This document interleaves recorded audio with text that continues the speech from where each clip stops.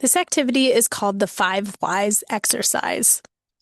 It's an opportunity for us to use a chatbot, something like Google Gemini, Microsoft Copilot, Claude, ChatGPT, for example, to test tools ourselves. So I'm going to walk you through an example of this activity that anyone is free to try out on a chatbot, but just so you get a sense of types of questions that we might start to ask when we use tools like this. We're going to start by opening what we call an incognito window, or one that we're not already logged in. I can see that because it says guest up here, and it also says sign in because I'm not currently signed into this window. I'm going to the website gemini.google.com in order to use this particular tool.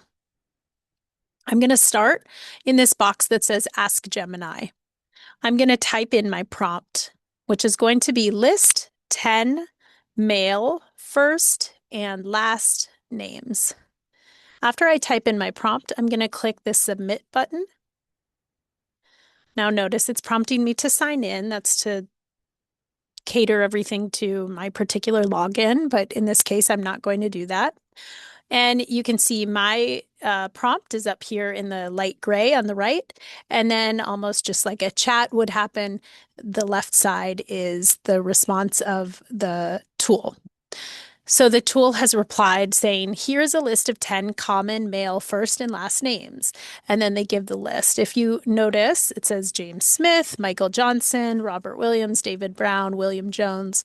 So we start to recognize that the majority of these names, although there is a little bit maybe of diversity towards the end, we can see that most of these names are Western names. So there's some questions that I might have because my initial prompt just says list 10 male first and last names. So why did it choose these particular names?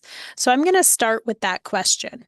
So I'm going to respond in this conversation with why did you choose those 10 names?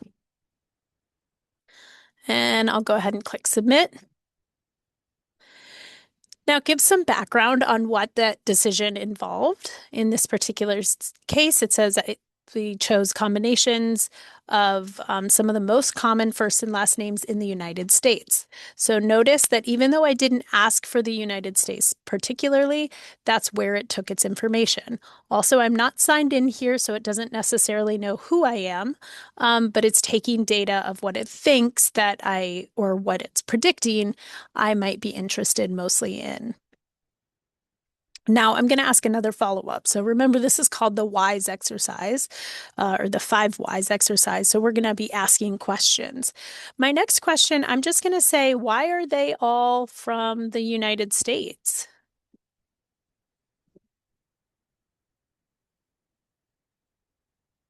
Again, I'm just going to ignore this part that says sign in.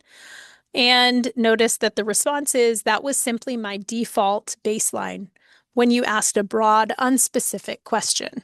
So even though I didn't specify a location, there were some assumptions being made about what the request was in relation to or what I was interested in looking for. So it said I pulled names from US demographic data because it's widely documented and easily accessible. So maybe I could say the United States is very diverse. Why are these names not diverse? Notice that I'm just interrogating the particular machine, this AI tool. It says you're entirely right. That highlights a major flaw in how standard demographic data sets historically report common names. And then it talks about historical records and Eurocentric naming traditions. And I can continue to ask it questions. I think you've seen probably enough to get the idea here.